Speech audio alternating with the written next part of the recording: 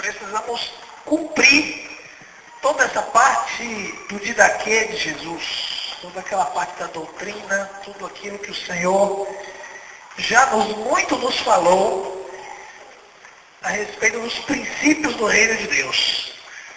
Mas agora o Senhor está nos levando, irmãos, a olhar um pouco mais e a beber do vinho que vai ser colocado sobre o vaso. Nesse caso, o vaso, irmãos, é a estrutura da igreja.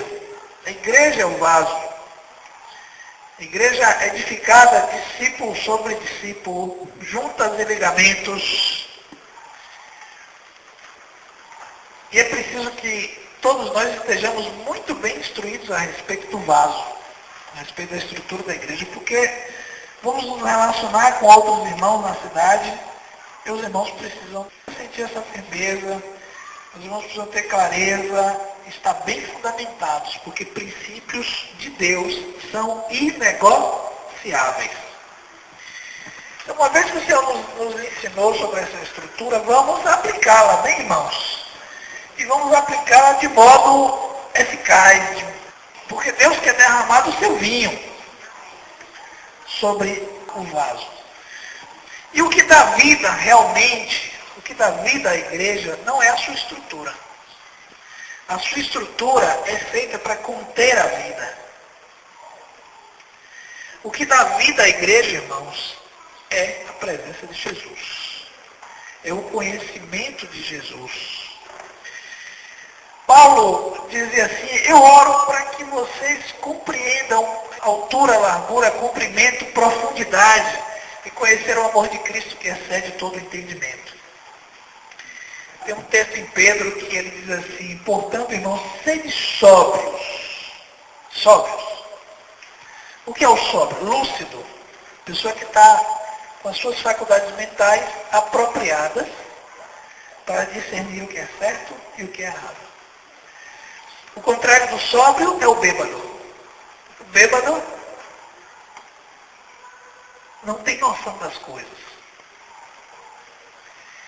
E o que embebeda a nossa alma? O que embebeda a nossa alma são as nossas emoções, o excesso da bebida alcoólica, as nossas emoções, os desejos, a concupiscência da carne, os desejos inflamados que a Bíblia chama das paixões da carne. Embebedam e fazem a gente andar de forma louca. E Pedro diz assim: sede sóbrios e colocai a vossa esperança inteiramente na graça que há de se revelar na manifestação de Cristo.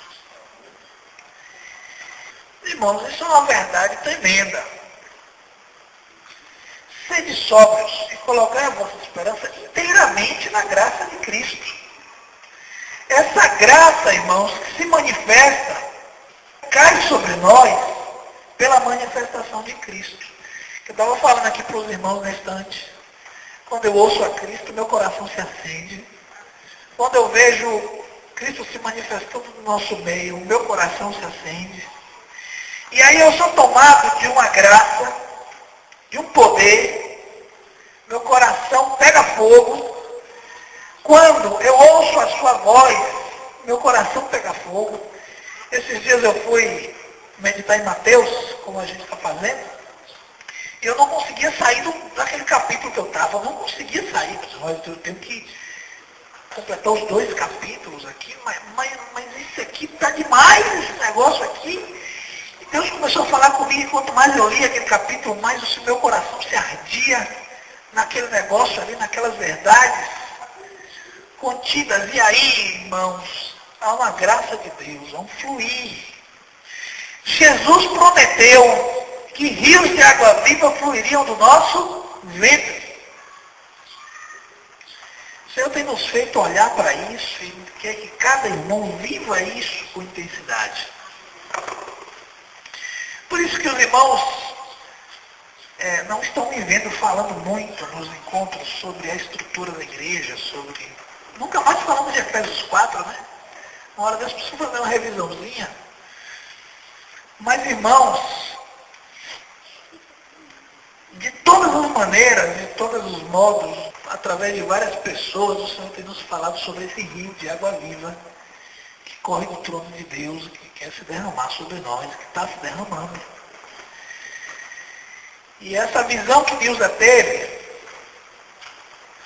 de um rio passando e uma parte da igreja de um lado, outra parte da igreja nas margens do rio. E era bom, irmãos, que esses irmãos vistos por Deus fossem vistos jogados dentro do rio. Dentro lá, derramados lá, se afogando na graça de Cristo. Mas estávamos como que vendo o rio, mas não nos lançamos, não nos jogamos nele. E a Nilza foi lá e botou um pé. E só de botar o dedinho do pé, já sentiu um fogo, um negócio, uma alegria, que ela chegou a dizer aqui que era insuportável. Insuportável no bom sentido, quer dizer, era tão forte que eu não sei se vou suportar. Irmãos, imagina se você botando o dedinho do pé, já experimenta um negócio desse, e botando o corpo todo. E aí, eu estava compartilhando com uma irmãzinha esses dias a respeito desse poder que Deus quer manifestar em nós, desse rio de água viva que Ele quer derramar. Lá em Efésios fala algo tremendo, irmãos. Vamos abrir capítulo 1 de Efésios.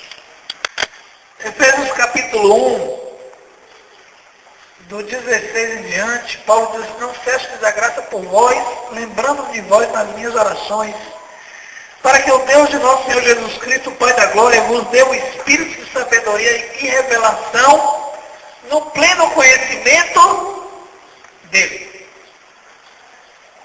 Onde é que vamos ter revelação e sabedoria, irmãos? À medida que conhecemos a Cristo. E diz assim, ó, sendo iluminados os olhos do vosso coração. Iluminados os olhos do coração para quê? Para que possamos enxergar.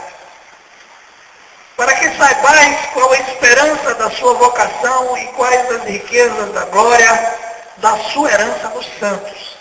E qual a suprema grandeza do seu poder para conosco, os que cremos, segundo a operação da força do seu poder. Irmãos, qual o tamanho da força do poder de Deus?